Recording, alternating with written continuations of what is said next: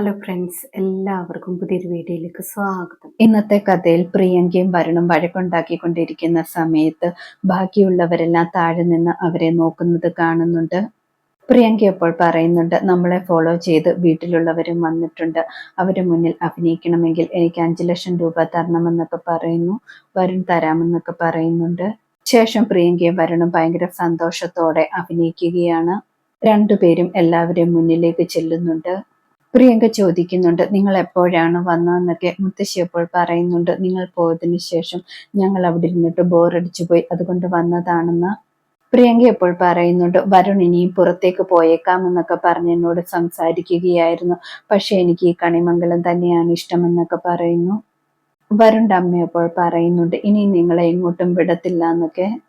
മുത്തശ്ശി കൽപ്പനയും ഗൗതമിനെയും മാറ്റി നിർത്തിയിട്ട് പറയുന്നുണ്ട്, അവർ രണ്ടുപേരും നല്ല സ്നേഹത്തിൽ തന്നെയാണല്ലോ, നിങ്ങളല്ലേ പറഞ്ഞത് സ്നേഹത്തിലല്ലെന്നൊക്കെ. എന്തായാലും അവരെ അവരെ വഴിക്ക് തന്നെ വിടുന്നതാണ് നല്ലതെന്നൊക്കെ പറയുന്നു.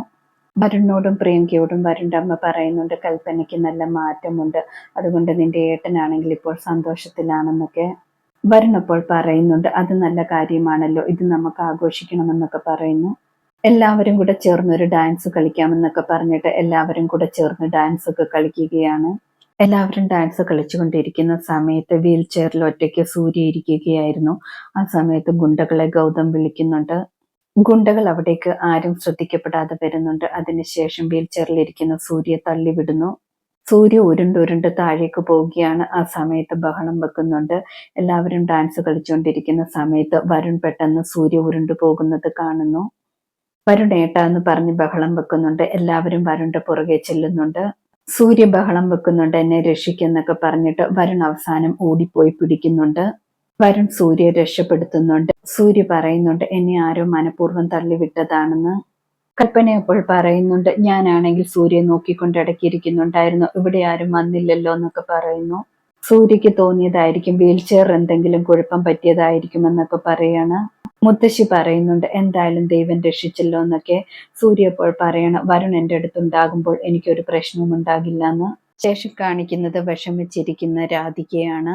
തിരുമേനി അപ്പോൾ വീട്ടിലേക്ക് വരുന്നുണ്ട്. മോൾക്കുള്ള ഡ്രസ്സൊക്കെ എടുത്തിട്ടുണ്ടെന്ന് പറഞ്ഞിട്ട്. എല്ലാം എൻ്റെ ഇഷ്ടത്തിന് എടുക്കാൻ പറഞ്ഞത് കൊണ്ടാണ് ഞാൻ തന്നെ എടുത്തതെന്നൊക്കെ പറയുന്നു. മോൾക്ക് എന്താണ് സന്തോഷമില്ലാത്തത്? വരുണും പ്രിയങ്കയും വരത്തില്ലെന്നൊക്കെ ഓർത്തിട്ടാണോ? അവർ കറക്റ്റ് മുഹൂർത്ത സമയത്തിൽ എത്തിക്കോളുമെന്നൊക്കെ പറയുന്നു.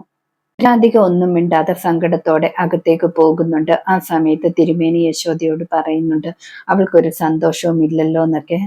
യശോദ അപ്പോൾ പറയുന്നുണ്ട്, അവൾ പ്രിയങ്കയെ പോലെയല്ലല്ലോ, അവൾക്ക് ഈ വീട് വിട്ടും നമ്മളെ വിട്ടും പോകാൻ സങ്കടമാണ്, അതുകൊണ്ടാണെന്നൊക്കെ പറയുന്നു. എങ്ങനെയെങ്കിലും നാളെ ഈ വിവാഹം നടന്നാൽ മതിയെന്ന് മാത്രമേ എനിക്ക് ചിന്തയുള്ളെന്നൊക്കെ യശോദ പറയാണ്. അതേ സമയത്ത് വരുൺ മാറിയിരുന്നിട്ട് വിചാരിക്കുകയാണ്, രാധികയെ ഒന്ന് വിളിച്ചാലോ എന്ന്. രാധികയെ കോൾ ചെയ്യുന്നുണ്ട്. പക്ഷെ രാധിക ഫോൺ എടുക്കുന്നില്ല. വരുണിന്റെ അടുത്തേക്ക് പ്രിയങ്ക വരുന്നുണ്ട്. പ്രിയങ്ക വന്നിട്ട് വരുണിനോട് ദേഷ്യപ്പെടുകയാണ്. ഞാൻ ഇവിടെ നിന്ന് വേണമെങ്കിൽ പൊക്കോളാം, എനിക്കുള്ള പൈസ തന്നാൽ മതി എന്നൊക്കെ പറയുന്നു. വരുൺ അപ്പോൾ പറയുന്നുണ്ട്, നീ നിന്റെ ജോലി കൃത്യമായിട്ട് ചെയ്യ്, അതിനുശേഷമേ നിനക്ക് പൈസയുള്ളൂ എന്ന്. നിന്റെ ജോലി ഇപ്പോൾ അഭിനയമല്ലേ, അത് മാത്രമല്ല എൻ്റെ അച്ഛൻ്റെ ആരോഗ്യമൊക്കെ ശരിയാകണം, അതുവരെ സമയം പിടിക്കുമെന്നൊക്കെ പറയുന്നു. ഇവർ അടിവെച്ചുകൊണ്ടിരിക്കുന്നത് മറഞ്ഞു നിന്ന് കൽപ്പനയും ശ്രദ്ധിക്കുന്നുണ്ടായിരുന്നു. പ്രിയങ്ക വരുണിനോട് പറയുന്നുണ്ട്, എന്തായാലും നിങ്ങളുടെ ജീവിതത്തിൽ നിന്നും എന്നെ പറഞ്ഞു വിടാനാണ് ഉദ്ദേശിക്കുന്നത്, പിന്നെ ഞാൻ എന്തിനാണ് ഈ താലി കഴുത്തിൽ അണിഞ്ഞേക്കുന്നതെന്ന് പറഞ്ഞിട്ട് താലി ഊരിയെടുത്തിട്ട് വലിച്ചെറിയുകയാണ്. നിങ്ങളെ ഞാൻ ഒരിക്കലും വെറുതെ വിടില്ല എന്നൊക്കെ പറഞ്ഞിട്ട് പ്രിയങ്ക അവിടെ നിന്ന് ദേഷ്യത്തോടെ പോകുന്നുണ്ട്. ഇതെല്ലാം കൽപ്പന കാണുന്നുണ്ടായിരുന്നു. കൽപ്പന ഉടനെ തന്നെ ഗൗതമിന്റെ അടുത്തേക്ക് ചെല്ലുന്നുണ്ട്. ഗൗതമിനോട് പറയുന്നുണ്ട്, പ്രിയങ്കയും വരുണും വലിയ പ്രശ്നമുണ്ടെന്ന് തെളിയിക്കാൻ ഒരു കാര്യം കിട്ടിയിട്ടുണ്ടെന്ന്. ഈ ഒരു കാര്യത്തെക്കുറിച്ച് പറഞ്ഞാൽ എല്ലാവരും വിശ്വസിക്കുമെന്നൊക്കെ കൽപ്പന പറയുന്നുണ്ട്. ഇന്നത്തെ കഥ ഇതോടെ അവസാനിക്കുന്നു. കൂടുതൽ ഡീറ്റെയിൽസുമായി വീണ്ടും കാണാം. Thank you.